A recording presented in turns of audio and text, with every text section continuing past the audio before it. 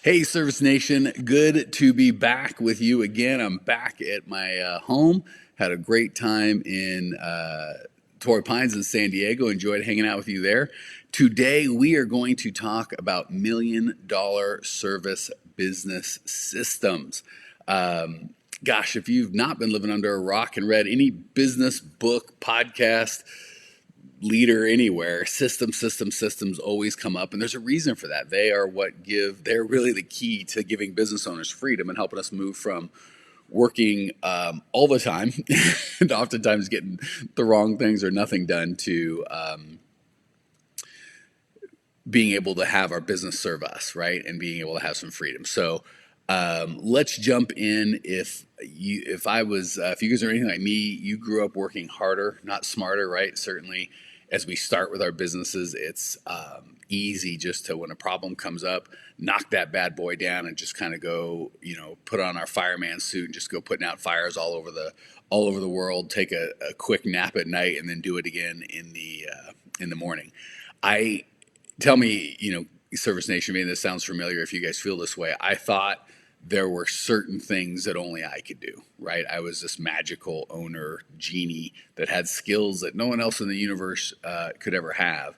And I wanted to grow fast, right? And I wanted to grow big. And I thought that, and this is embarrassing to admit, but I want to show you guys kind of the weaknesses and strengths, so you can go, oh my gosh, that sounds like me. That okay, if I can make big dumb mistakes like Mike did and still have some success.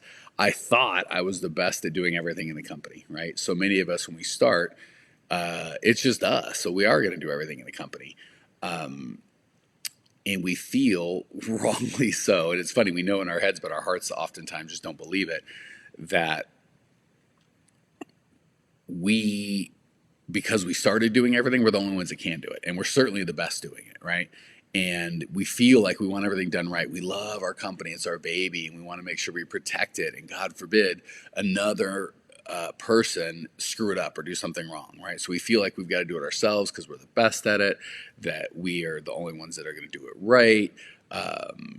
And the problem is that, as and again, some of the stuff is going to make sense to your head, but your heart or your ability to actually change your actions will lag. So I'm going to do my best to speak to both. But when you do everything, you handicap your people from either developing new skills of leadership and be able to do things that you're doing for them, or sometimes they already have those skills, but they kind of hide them, right? Because you are like, hey, shut up, sit down, and let the smart guy do everything, right? So we train our people to be dependent on us, so they can't think or they won't think. And anytime something goes wrong or they've got any question, like, I better call Mike, better call, which makes us kind of feel great when they call and they're like, we got a problem. We're like, bam, here's the answer. And we shoot it down, and some other problem comes up. We just go around life day in, day out, like shooting down problems, which is fun at the beginning because we feel smart, being able to solve. And, kind of maybe gives us this bump, but it doesn't take long to start grinding and realizing that is going to really stand in the way of our growth. If every major and minor decision has to go through us, only so many decisions can be made well. And, spoiler alert, we don't know everything, right? So when we're making all those decisions, we're inhibiting our employees' ability to make their decisions, to put their input, and to make more decisions. So the problem was it starts off validating, but oftentimes we don't even know how deeply it handicaps not just our employees' growth, but the growth of our company and ultimately our personal growth, right? Because we feel like by doing everything, we're a good business owner, but really we're just kind of a good sole proprietor out there that's got other people trying to do stuff. And the frustrating part with this is oftentimes we don't even see that as the problem, right? So I want to make sure in this time that we have together, we start seeing what the problems are and being able to grow through them, right? And hopefully just in the first couple of minutes, everybody sees that we are the problem, right? All the good things that have happened in our business are our credit, right? We've created that, but all the things we haven't received or achieved that we want to is because of what we've done, right? So like many of you guys, gals, I read the book E-Myth by Michael Gerber, great book, E-Myth, E-Myth. It's short, I think, for the entrepreneurial myth. Many of you have heard of it. And I was really enchanted by the concept he talks about there of working on my business, not in it. But for some reason, I couldn't figure out how to make that a reality, right? And that's my fear for you guys on this broadcast is you'll hear and go, that makes perfect sense. I want to work on my business, not in it. But then we'll go right back to working in it. So as always, the problem I ran into is beliefs, right? I had a crazy belief that I could do it better than everybody. Not the truth, by the way. I didn't say the reality. And I got to tell you, the people that could probably do it the best still understand that that is a limited skill to be able, the ability to get other people to do stuff as well or better. That's a real skill, right? I believe my employees would screw things up, which is really just debilitating for them and for me. Because if I believe they're incompetent, they're going to believe they're incompetent. And then what am I paying them to do, right? So I hire people and say, with the hopes and dreams they're going to do amazing things, but I don't want them to do anything, right? That's very difficult. I believe that me doing stuff would make me grow faster, which maybe for the first couple 100,000 in revenue, that may be the case, right? We might actually grow faster. I doubt it, but it's pot. You can at least make the argument. But certainly once you're going to get past that revenue mark, you're not going to do it faster, right? I also had this crazy belief, and you guys, you don't have to raise your hand, but if you're feeling this way, let me know, that my customers needed me, right? They couldn't have other people. They had to have me. And I also, here's another killer. I used to believe, well, I don't have the money to pay people to do the right things, pay the right people to do the right things, right? And that, and I never really addressed that, right? I just said, well, I guess I'll have to do everything myself, right? So instead of thinking through, why don't I have the money? What's wrong with my business model, or what's wrong with what I'm doing here? I just said, well, I guess I'll have to do it, right? If I can't pay anyone else, I'll have to do it.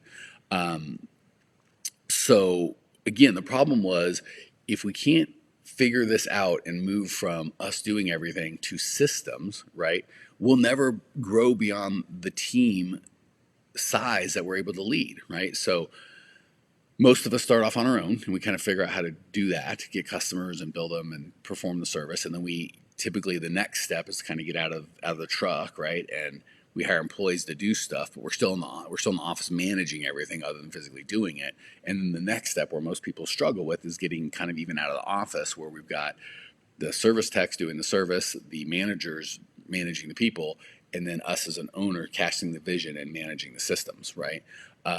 So what happens is, without having that understanding, all the work that we put in our business, and we're going to advertise, we're going to hire, and we put all this work into our business, but we don't realize there's a limiter, right? Just like you might have a Ferrari, but if somebody put a limiter on it at 87 miles an hour, no matter if that thing can go 200 miles an hour, you're only going to go 87 miles an hour. So this lack of ability to build teams and put systems into place is the speed limiter. So we might have an entrepreneurial mind that can do 10 million in revenue, right? But if we don't have a system, a business system that can support it, we're going to stuck. And we can do all the work in the world that we want, but until we take that limiter off, we're not going anywhere.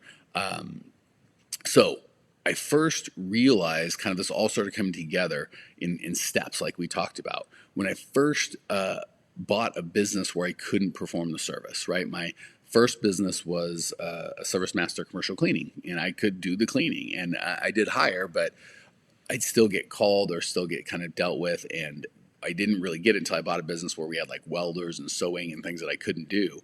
So that was the first time I kind of got out of all the doing of the work, because I couldn't provide the work. So that was a good thing. And I thought I was living the E-Myth, but the reality was all I did was move from out of the truck, right, providing the service, to into the office managing the people that provide the service. So I kind of just moved from a different level of being in my business, right? I wasn't in the service delivery part, but I was still in the everyday, day-to-day.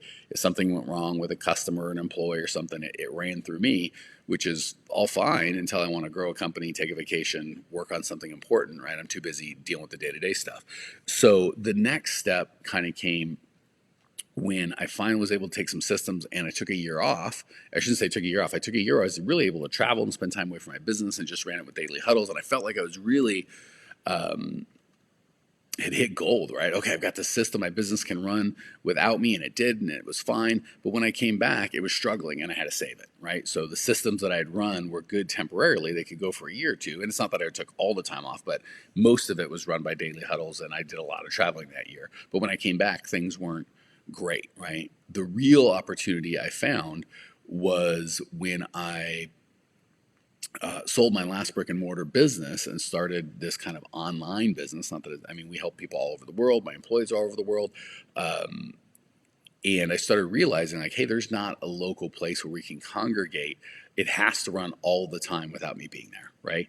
And the cool thing with a brick and so what I want to give to you guys is, hey, you're like, hey, I'm a service business. It's hard to make your service business brick and mortar because we physically have to show up at people's place and perform a service, which is fine. But the cool thing is, after I ran kind of my virtual business, or as I've been running this virtual business, I realized, looking back on my service businesses, crap, I still could have run it from anywhere in the world, right? My service providers have to be in the same spot. Like right now, we have coaches and all of our coaches and team members are all over the world, and they can kind of do it by Zoom or by phone, and you can't do that in the service business. But I still didn't have to be, my service providers have to be where my service is, right? If we're I have an HVAC company in Phoenix. I got my HVAC people have to be in Phoenix, right? That doesn't mean Mike has to be in Phoenix. When it's 115, I can be in Torrey Pines, right? So the real opportunity, and I started realizing this when I went in the digital world. I'm like, I didn't have to go to the digital world to figure this out. That's why I kind of want to come back to my brick and mortar brethren, my service company folk, and say, hey, you can be free, even though your business or your service providers have to be on site. You most certainly do not need to be. And I started realizing the real opportunity of a business owner is to only do the things that only he or she can do. So I'm going to say that again because it's super important. The real opportunity for business owners is to only do the things that only you can do, right? Lots of people can schedule, can provide the service, can do payroll, can buy supplies, all the silly stuff that we do, anyone can do. But casting the vision, that's only you, right? Creating a culture, that's only you. So once I made that shift in mindset, start understanding, I created a system for creating systems. And that's what I want to share with you today. And I called it $1 million systems because they certainly have made me millions of dollars. But more importantly, they give me the freedom to grow. And it's almost like $1 million lifestyle systems, right? As good as money is, lifestyle, we all just want money because of the lifestyle we perceive it will buy us. But the lifestyle is really what we want. And the cool thing is, when we started coaching owners of service companies, I never want to get to the point where I help them make more money, but have less freedom, right? Like, hey, Mike, I've doubled my business, but I went from working 40 hours to 80 and I hate life. That's not the big thing. So these systems not only are good financially, but they're good for your life, right? And believe it or not, if your life's working long term, that's what you need financially anyway. So they all kind of tie together. So, all right, let's talk about my system for creating systems. First and foremost, and this is a big one that I'd missed, make sure that you have a profitable business model, right? So for so many years, I didn't have the client attraction systems in place that gave me the margin. I needed to hire the right people. So we just talked about that. And if Lindsay's on and can put it in the chat, I think last week, Friday, we talked about how to have an unlimited marketing budget. If you were like, I don't know that my business profitability model set up so I can get all the clients I need, go check that podcast out. So you do have to make sure that your model works, right? You could be at a place where the business model is broken and you can't systematize because there's not enough margin to hire people to do the work that needs to be done. Then we need to fix the business model. There's too much. We can't cover that on today's broadcast. So once we're confident, like our business model works, and it is a profitable thing, and there's enough for cost of goods sold to provide the work, the service that we sell. There's enough for overhead, right? So many people underestimate that in terms of insurance, rent, vehicles, advertising, investment in yourself for personal development, and enough left over for profit. Then we're good. All right. The second thing is, this is so important. We have to be, and I know this so well because I've done it so poorly. So I want to make sure I save you guys, let you make better, smarter mistakes than the dumb ones I've made. You have to be clear on exactly what their job is. So many business owners, and again, I've done all this stuff, so please don't hear me judging as much as going, I've been there, I've done that. I want to save you from the idiocy that I did. So many business owners get overwhelmed because there's so much to do, and they just they'll call, I need a manager, is what they'll say, but they don't really know what the manager is or what they're supposed to do. They just know that they kind of want the manager to do the garbage that they don't want to do, but they haven't systematized the garbage that they don't want to do. That's why they struggle with it. So we've got this fallacy like, well, if I'm the owner and I haven't figured out how to make this work, maybe I could pay someone else and they'll figure it out, which just almost never happens, right? It's just not realistic. All right. Next, you're going to break your business into 3 main parts: getting customers, providing service, and counting the money. That's really it. Everything you're going to do is going to be one of those 3 things, and you have to make sure you can do that profitably. Once you get that gives you the clarity on what the people are supposed to do, right? When we're small, there's a lot of like, well, Bob, I know you're an accountant, but can you do on a sales call and do payroll and then maybe also pick up these supplies on your way home. We've really got to get clear on exactly what people do. And typically the people that are good at providing the service aren't good at counting the money. The people that are good at counting the money aren't really good at getting customers to sign up. And the people that are good at getting customers to sign up aren't really good at providing the service, right? So we want to mostly pretty much keep people in those silos, which kind of comes to the next piece is one person needs to be responsible for every task in your business, right? And we start that one person may be us, fine. As we get bigger, we need to be clear when we're handing off control. Like when I was trying to get my pilot's license, there's a very specific way when you've got a pilot and a co-pilot that you give control of the plane. So if we need to know who's flying, right? We both have a yoke, we're both kind of working, but we need to know who's in control of the plane. So if I'm flying and I want the other pilot to have the plane, I'm going to tell him, hey, your controls. He will repeat back my controls, and then I will say a second time, so 3 total things, your controls. There's a clear who is in charge. Now, that doesn't mean when, hey, Jessica, good to have you, sister. That doesn't mean when things go wrong or I need help or he needs help or whatever, whoever's not flying the plane, that doesn't absolve the other pilot of responsibility. We just have to be clear with who's flying the plane, who is in control of the plane. So we got the same thing with the business, right? No matter how many people contribute to a certain job, right? So sales and marketing is perfect for this. Marketing's job is kind of get the clients to raise their hand and be nurtured and come in like knowing, liking, and trusting. And then sales is their job is to get those know, like, and trust folks to become customers, right? They have to work together. So the marketing people certainly help the sales team, and the sales team certainly help the marketing people. But we need to know when it is Facebook ads, who is in charge of that. And there's got to be one guy or one gal that they're responsible. So we got to make sure one person is responsible for every task. There may be 2 or 3 or 4 people that all contribute to the success or failure of that task, but we only have one person who is in charge, right? If everyone's in charge or accountable, no one's accountable. So we need accountability for everything. Next, so many people don't even write any sort of job descriptions or any sort of outline of what they kind of just verbally tell them. But then the problem is that just keeps modifying and modifying and modifying. And then when we go to it kind of modifies around that person's skill set, and then when that person quits or gets overwhelmed, we go to replace them. We can't find someone that has that exact same skill set, right? So we've got to start with I don't like a job description because they'll sound really hard and no one ever does them, but we need a clear written picture of what success looks like, right? So the way you do that is you start with the outcomes, right?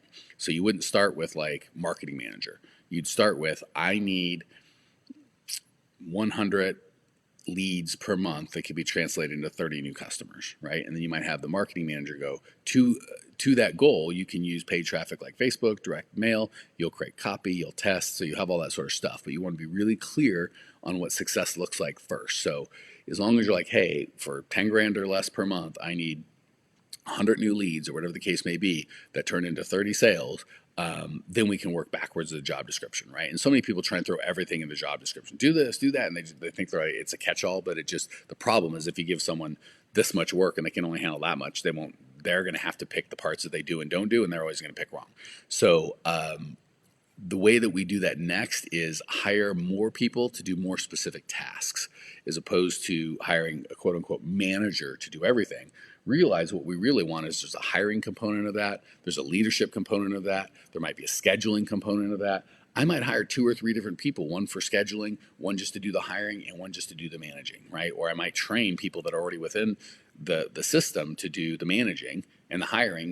But again, we have to go back to a system. So we start with wanting to have a smaller team where everyone does everything. What we really want is a larger team with more people doing more specific tasks, right? Because then when somebody quits, it just does this one specific task, and that's all that they do. It's much easier to replace somebody to do this one thing than this one guy that has evolved into doing 37 different things. Really hard to replace that person. And remember, guys, gals, if it's not building culture, casting a vision, or managing systems, you can sub it out. Those are really the only things that we can't sub out.